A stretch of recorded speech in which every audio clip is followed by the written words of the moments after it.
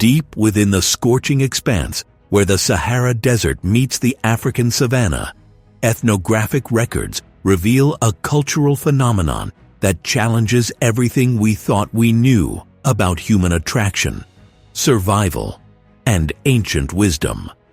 What happens when an entire civilization reverses the very foundations of courtship rituals that have governed human societies for millennia? In the heart of Niger, Chad, and Nigeria, a nomadic people known as the Wodaabe have preserved secrets that modern anthropologists are only beginning to understand. These aren't just beauty contests. These are survival mechanisms encoded in ritual, where the fate of genetic lineages hangs in the balance of painted faces and hypnotic dances performed under the merciless desert sun. But here's what makes your skin crawl with ancient recognition. The Wodaabe men spend more time perfecting their appearance than any supermodel preparing for a runway show. They consume hallucinogenic bark concoctions that allow them to dance for days without collapse. They believe their very existence depends on achieving a beauty so transcendent that it can secure the survival of their bloodline in one of Earth's most unforgiving environments. The word Wodaabe itself translates to people of the taboo in the Fulfulde language. Yet what taboos are they preserving? What ancestral knowledge systems have they protected from the modern world's contamination? Cultural extinction probability data indicates that fewer than 100,000 of these mystical nomads remain, scattered across 6 African nations, carrying with them ritualistic practices that anthropological anomalies suggest may hold keys to understanding human consciousness itself. Their annual gathering, the Gerewol festival, represents more than courtship. Survival adaptation data indicates this ceremony functions as a genetic selection mechanism so sophisticated that it ensures the continuation of specific traits necessary for desert survival. But could there be something more? Something that connects to abilities modern humans have forgotten? Consider this chilling reality. While contemporary men struggle with identity crises and toxic masculinity, Wodaabe warriors have spent centuries perfecting a masculine archetype that embraces vulnerability, artistic expression, and emotional intelligence as survival tools. They've weaponized beauty itself as a mechanism for genetic selection and tribal continuity. The preparation begins months before the festival. Using traditional materials gathered from their harsh environment, these desert shepherds transform themselves through ritualistic symbiosis with their landscape. Red ochre clay becomes their war paint. Charred cattle, egret bones, create their signature black lipstick. White chalk defines their facial architecture. But the most haunting element? They paint their faces to emphasize the very features that ensure survival in their world. Elongated noses for efficient breathing in arid climates, enhanced eye visibility for desert navigation, and teeth whiteness that signals health and genetic fitness. Ancient oral traditions suggest that the Wodaabe discovered something profound about human attraction that transcends physical appearance. Their beauty standards aren't arbitrary cultural preferences. They're encoded survival instructions passed down through generations of desert adaptation. Tall, slim physiques optimize heat dissipation in extreme temperatures. Facial symmetry indicates genetic health. But the most mysterious element involves their concept of expressivity. a quality they believe connects human consciousness to spiritual realms. The cattle egret, whose charred bones create their ceremonial lipstick, represents more than decoration. Ethnographic evidence reveals that this bird symbolizes adaptability, grace under pressure, and the ability to thrive in symbiotic relationships. When Wodaabe men paint their lips with this sacred substance, they're not just applying makeup, they're invoking the bird's survival consciousness, attempting to channel its adaptive abilities into their own beings. During the Yaake dance, something extraordinary occurs. These men enter trance-like states that allow them to perform for hours in temperatures that would incapacitate untrained individuals. They consume fermented bark concoctions with hallucinogenic properties. But here's the anthropological anomaly. Instead of becoming disoriented, they achieve heightened awareness and physical endurance that borders on supernatural. The dance movements themselves mirror the cattle egret's behavior patterns. Every gesture, every eye roll, every tooth display serves multiple purposes: attracting mates, demonstrating genetic fitness, and channeling ancestral survival wisdom. But cultural adaptation mechanisms embedded in these rituals suggest something even more profound. The men aren't just performing, they're accessing collective memory stored in their genetic coding, activating dormant survival protocols that urban humans can no longer reach. Here's where the mystery deepens. The women who judge these competitions aren't selecting partners based on superficial attraction.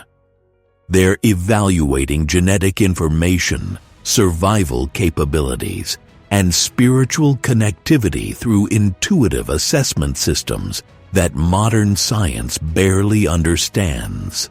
These female judges can identify, through observation alone, which men possess the psychological resilience necessary for nomadic survival, the genetic markers for producing healthy offspring, and the spiritual depth required for maintaining cultural continuity.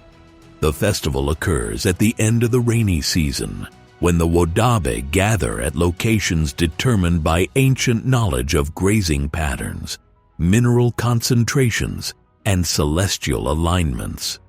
This timing isn't coincidental.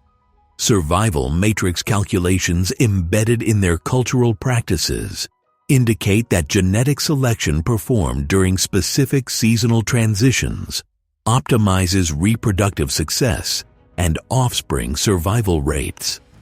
But perhaps the most shocking revelation involves their approach to relationships and genetic diversity. Unlike modern societies obsessed with monogamy and sexual possession, the Wodaabe have developed mating strategies that prioritize genetic optimization over individual attachment. During Gerewol festivals, even married women can select champions for brief relationships, understanding that genetic diversity strengthens the tribe's survival probability in harsh environments. This challenges fundamental assumptions about human nature, jealousy, and relationship structures. How did these nomadic people develop social systems that eliminate sexual jealousy while maximizing genetic fitness? What psychological technologies do they possess that allow for such emotional sophistication? The scarification practices add another layer of mystery. Using razor blades and ash, they create raised tattoos that serve as identity markers, spiritual protection, and sensory enhancement systems. These aren't decorative choices. They're survival modifications that increase pain tolerance, provide spiritual grounding, and create tribal identification systems that function across vast desert distances. Indigenous survival matrices preserved in Wodaabe culture reveal knowledge that could revolutionize modern understanding of human adaptation. They've mastered psychological techniques for enduring extreme physical stress, developed social structures that optimize group survival over individual desires, and maintained spiritual practices that enhance physical performance under impossible conditions. Their nomadic lifestyle represents more than economic necessity. It's a conscious choice to remain connected to natural cycles, environmental awareness, and survival instincts that sedentary populations have abandoned. They move with their cattle across thousands of miles annually, reading environmental signs, predicting weather patterns, and maintaining relationships with landscapes in ways that modern humans have forgotten. The Wodaabe possess abilities that seem almost superhuman to contemporary observers. They can survive on minimal water, navigate by stars, predict animal behavior, and maintain physical beauty standards that require no artificial enhancement. Their skin remains remarkably preserved despite constant sun exposure. Their teeth stay white without modern dental care. Their bodies remain lean and strong without gyms or processed nutrition. But here's the most disturbing question. Are we witnessing the last practitioners of human potential that our species has systematically abandoned? Have we traded survival abilities for technological dependence, losing access to consciousness states that these desert nomads still maintain? The Gerewol represents more than a beauty contest. It's a living laboratory of human genetic selection, spiritual practice, and survival optimization that has functioned successfully for centuries. While modern dating algorithms attempt to match people through digital profiles, the Wodaabe have perfected intuitive selection processes that evaluate genetic compatibility, survival capability, and spiritual alignment through direct energetic assessment. Their concept of beauty transcends physical appearance, encompassing charm, intelligence, spiritual depth, and survival skills. A Wodaabe man's attractiveness includes his ability to navigate desert terrain, predict weather patterns, maintain cattle health, and preserve cultural knowledge. Beauty becomes a comprehensive evaluation of life partnership potential rather than superficial physical attraction. The festival's economic aspects reveal another layer of sophistication. Beyond courtship, the Gerewol functions as a trading network, information exchange system, and cultural preservation mechanism. Scattered nomadic groups reconnect annually, sharing survival knowledge, genetic diversity, and cultural innovations necessary for desert survival. The role of music and rhythm in their ceremonies touches something primal in human consciousness. The group's singing, stomping, and bell rhythms create collective trance states that enhance individual performance while building tribal unity. These aren't entertainment activities.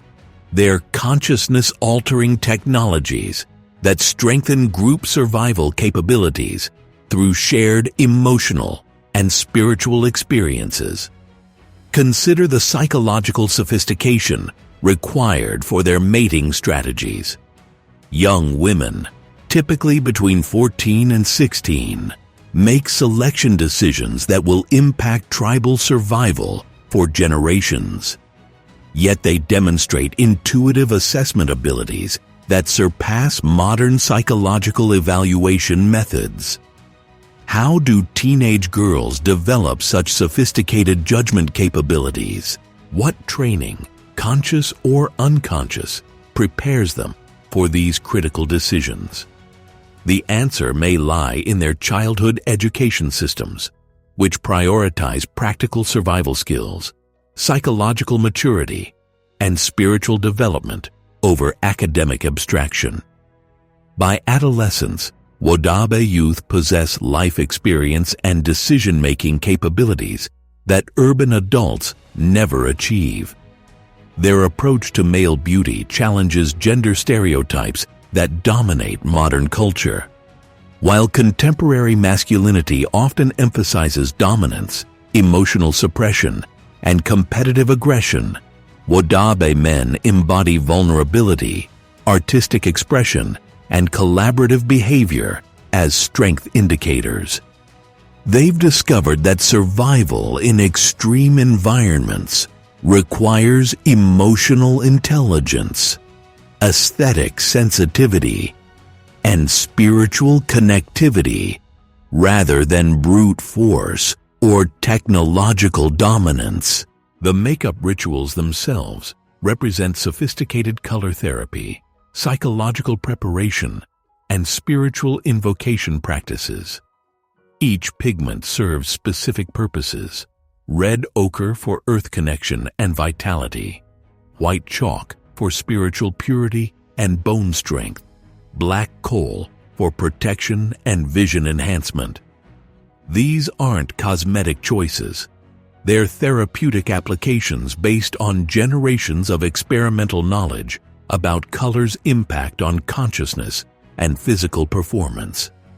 The time investment required for their beauty preparations would astonish modern individuals. Men spend entire days applying makeup, arranging costumes, and preparing psychologically for competition. This dedication reveals their understanding that physical appearance impacts both self-confidence and social perception in ways that determine survival outcomes. But perhaps most mysteriously, the Wodaabe maintain these practices despite increasing pressure from modernization, Islamic influences, and government sedentarization policies. What internal motivation sustains their commitment to traditions that appear impractical to outside observers? What do they understand about human nature and survival that modern cultures have forgotten? Their resistance to written language preservation represents conscious choice rather than educational limitation. They understand that oral tradition maintains cultural knowledge in living, adaptable forms that written records cannot preserve. Stories, songs, and practices evolve through transmission, incorporating new survival information while maintaining essential wisdom. The festival's conclusion reveals another layer of sophistication. After successful pairings occur, couples don't immediately establish permanent relationships. They engage in extended courtship processes that evaluate compatibility across multiple survival dimensions: physical, emotional, spiritual, and practical. This extended evaluation period ensures relationship stability and offspring success rates that surpass modern marriage statistics. As we witness these ancient ceremonies, we're observing more than cultural curiosity. We're seeing human potential in its raw, unfiltered form. Consciousness technologies that optimize survival, genetic selection mechanisms that ensure species continuity, and spiritual practices that maintain connection between human awareness and natural forces. The Wodaabe represent living proof that human beings possess capabilities far beyond what modern civilization allows us to express. They've preserved access to intuitive wisdom, physical resilience, and psychological sophistication that urban humanity has systematically abandoned for technological convenience. Their survival in one of Earth's most challenging environments, while maintaining cultural sophistication and aesthetic beauty standards, demonstrates human adaptability that borders on miraculous. They prove that survival doesn't require abandoning beauty, that genetic optimization doesn't require sacrificing individual expression, and that traditional wisdom contains practical knowledge that modern science is only beginning to understand. But time is running out. Climate change, political instability, and cultural pressure threaten to destroy these living libraries of human potential. Each Wodaabe elder who dies takes with him survival knowledge that could revolutionize our understanding of human capabilities. Each abandoned ritual represents lost access to consciousness states that might hold keys to species survival. The question that should haunt every thinking person: what happens when the last practitioners of these ancestral technologies disappear? What human potential dies with them? What survival capabilities will we lose forever? The Wodaabe men dancing in their painted faces under the desert sun aren't primitive relics of humanity's past. They're advanced practitioners of human potential that represents our species' future. They've discovered how to maintain beauty, genetic fitness, spiritual depth, and survival capability simultaneously. They've solved problems that modern civilization can't even acknowledge. In their rolling eyes and painted smiles, we glimpse what human beings can become when we remember how to live in harmony with natural forces, how to select genetic partners through wisdom rather than accident, and how to maintain cultural knowledge that ensures species survival across generations. The Wodaabe mystery isn't just about beauty contests in the desert. It's about human beings who've preserved access to capabilities that the rest of us have forgotten we possess. They're showing us what we could become again if we have the courage to remember what we truly are.